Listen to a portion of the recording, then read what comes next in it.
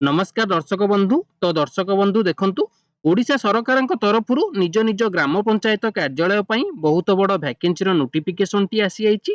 जोंथिरे आपण माने जोगाण सहायकर वैकेंसी देखिया पई पाई जिवे। एही वैकेंसी रे आवेदन निमंते शिक्षागत योग्यता केवल 10म टीए जदि पास करिथिबे तेबे एही पोस्ट रे आवेदन करि परिबे। आवेदन करिवार बयस सीमा 21 वर्षरु 35 वर्ष बयस होइथिबा आवश्यक। तो एही बयस मध्यरे प्रार्थी माने एही पोस्ट रे आवेदन करि परिबे। आउ सिलेक्शन पई कोनोसी प्रकार एग्जाम देबाकू पड़िबो नाही। मार्क बेसिस रे सिलेक्शन करा जिवो। जदि एथिरे सिलेक्शन टीए पाउछंती तेबे निज निज ग्राम पंचायत रे पोस्टिंग टी रहिबो। एथिरे आवेदन प्रक्रिया ऑफलाइन प्रोसेस रहिबो। रजिस्टर पोस्ट किंबा स्पीड पोस्ट माध्यम रे आवेदन करि परिबे। तो दर्शक बंधु आउ डेरी न करी चालंतु देखि नबा एहार ऑफिशियल नोटिफिकेशन सहित एलिजिबिलिटी क्राइटेरिया गुड़िक सब कौन रही सहित एथिरे केतोटी पोस्ट रही आउ एहार ऑफलाइन एप्लिकेशन फॉर्म को किपरि निर्भुल भाबे आवेदन करि परिबे। तो आमे एहार संपूर्ण डिटेल्स इन्फॉर्मेशन एही वीडियो माध्यम रे देखि नबा। ता पूर्वरु जदि आपण मानक जिल्ला रे आसुथिबा एही भली सरकारी और बेसरकारी जॉब रो प्रथमे अपडेट पाइबा पई चाहुछंती तेबे एही चैनल को सब्सक्राइब करिबा सहित बेल आइकन को ऑल ले ऑन करि नियंतु।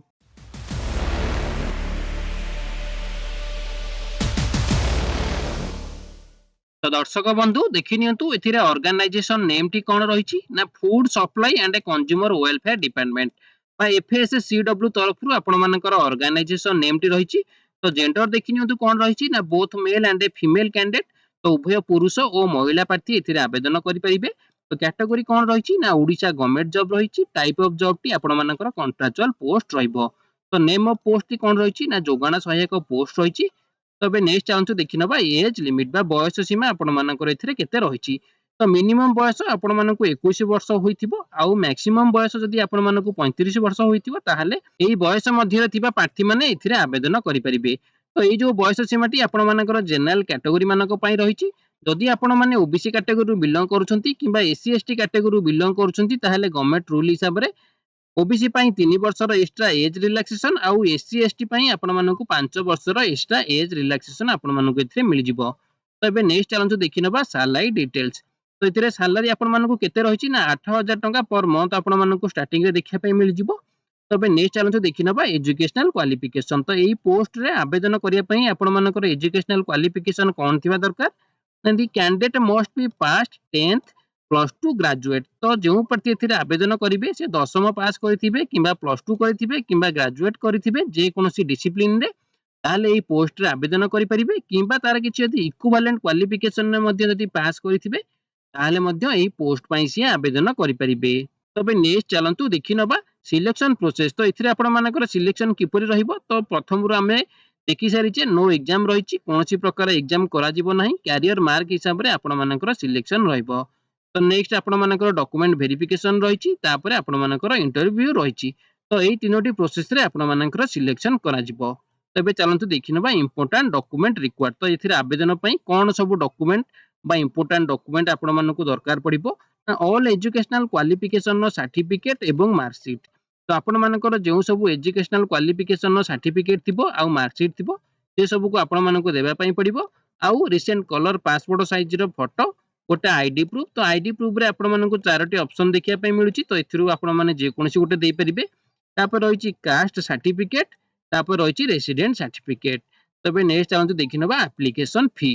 तो एप्लीकेशन फी टी आपण मानकर जनरल हो ओबीसी कैंडिडेट पई फी रहिची आउ एससी एसटी फिजिकल हैंडीकैप तो सब कैटेगरी मानक पई एथिरे एप्लीकेशन फी टी फ्री रहिची। तो समस्त एथिरे मागणा रे आवेदन करि परिबे।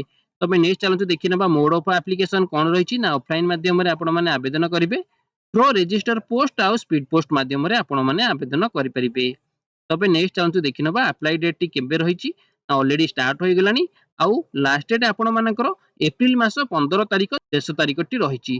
तो शेष तारिख टी आपण मानकर केबे रहिची ना 15 एप्रिल 2025 आपण मानकर शेष तारिख रहिची। तो जो माने एथिरे इंटरेस्टेड थिबे आवेदन करिया पई तो एई डेट पूर्वरु से माने आवेदन करि नेबे। तो दर्शक बंधु एबे चालंतु देखि नबा यार ऑफिशियल नोटिफिकेशन टी कोन रहिची। दर्शक बंधु देखि पारुथिबे एई वैकेंसी रो ऑफिशियल नोटिफिकेशन पीडीएफ टी। तो एई पीडीएफ रो लिंक टी मु आपण माननकु एई वीडियो रो डिस्क्रिप्शन रे आपण माननकु प्रोवाइड करि देबी। तो एई नोटिफिकेशन टी आपण मानकर केउठारु आसी अछि पंचायत समिति कार्यालय कोइडा जिला सुंदरगढ़ डिस्ट्रिक्ट तरफरु आपण मानकर एई नोटिफिकेशन टी आसी अछि। तो केउ डेट रे आपण मानकर एई नोटिफिकेशन टी आसी अछि 11 मार्च 2025 रे आपण मानकर एई नोटिफिकेशन टी जारी करा जायछि। तो एबे देखि नियंतु कोन रहिछि एथिरे ना एतद द्वारा कोइडा ग्राम पंचायत समिति अंतर्गत चोरधरा एवं तालटा ग्राम पंचायत मानकर साधारण बंटन व्यवस्थार सुपरिचालना पई जणे लेखाए जोगाण सहायक नियुक्ति करा जिवो। तो एथिरे आपण मानकर कोइडा ग्राम पंचायत समिति रे बा कोइडा ग्राम पंचायत समिति अंतर्गत रे दुईटी ग्राम पंचायत रही। प्रथम ग्राम पंचायत टी रही चोरधरा, अन्यटी रही कालोटा ग्राम पंचायत। तो एथिरे आपण मानकर दुईटी ग्राम पंचायत पई एथिरे जोगाण सहायकर वैकेंसी रही। तो एते देखि नियंतु आवेदनकारी मानकर योग्यता कोन थिबा दरकार। तो आमे पूर्वरु मध्य आलोचना करिचे। तो आउथरे मध्य देखि नियंतु जे प्रार्थी संपृक्त ग्राम पंचायत अंचलर स्थायी बासिंदा होइतिबा आवश्यक। तो सेति पई आपण मानकु रेसिडेंट सर्टिफिकेट मध्य दरकार पड़िबो। प्रार्थी अति कम रे ग्रेजुएट बा +3 पास होइतिबा आवश्यक। तो जेउ प्रार्थी थिरे आवेदन करिवे से अति कम रे +3 पास करथिबा आवश्यक। आउ प्रार्थी मानकर बयस केबे होइतिबा दरकार ना 21 वर्ष रु 35 वर्ष मध्य होइतिबा आवश्यक। केबे सुधा 1/1/2025 सुधा 21 रु 35 वर्ष मध्य होइतिबा आवश्यक।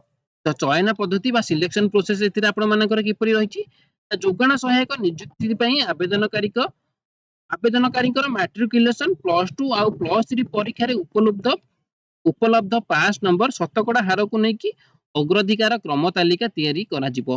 तो आपण मानकर जो मैट्रिक आउ +2 +3 रे आपण मानकर शतकड़ा जेतिकी नंबर थिबो तो सेही शतकड़ा हार को नेकी आपण मानकर सिलेक्शन करा जिवो। तो नेक्स्ट देखि नियंतु कोन रहिछि पारश्रमिक बा सैलरी आपण मानकर केते रहिछि। तो पूर्वरु मध्ये हम देखिचे 8000 टंका पर मंथ आपण मानकर एथिरे सैलरी रहिबो।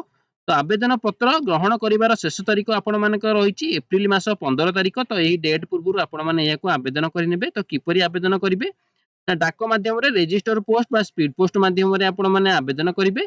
तो आवेदन करिया समय रे आपण मानकर आवश्यक प्रमाण पत्र कोन देबा पई पड़िबो। तो देखि नियंतु मैट्रिकुलेशन +2 +3 परीक्षार उत्तीर्ण सर्टिफिकेट आ मार्कशीट। तो आमे याकू मध्य पूर्वरु सब आलोचना करिचे कोन कोन देबा पई पड़िबो। तो आउथरे मध्य देखि नियंतु तहसील ठारू प्राप्त स्थायी बासिंदा बा रेसिडेंट प्रमाण पत्र 2 गोटी पासपोर्ट साइज फोटोग्राफ और निज ठिकाना उल्लेख थिबा प्रत्येक 30 टंका लेखाए डाक टिकेट लागिथिबा 2 गोटी साइज रो लफाफा। तो सेथिरे आपण मानकु कोन करिया पई पड़िबो से लफाफा रे आपण केउ ग्राम पंचायत पई जोगाण सहायक आवेदन करूछंती। तो सेयाकू आपण माने लिखिया पई पड़िबो जो ग्राम पंचायत रे रहिछि। तो ए जो लिखा हिछि ग्राम पंचायत जोगाण सहायक पई आवेदन पत्र। तो एयाकू लिखि आपण मानकु सेही लफाफा मध्य रे आपण मानकर जो सब डॉक्यूमेंट गुडी को अछि। तो आपण मानकु से डॉक्यूमेंट सब अटैच करी देबा पई पड़िबो।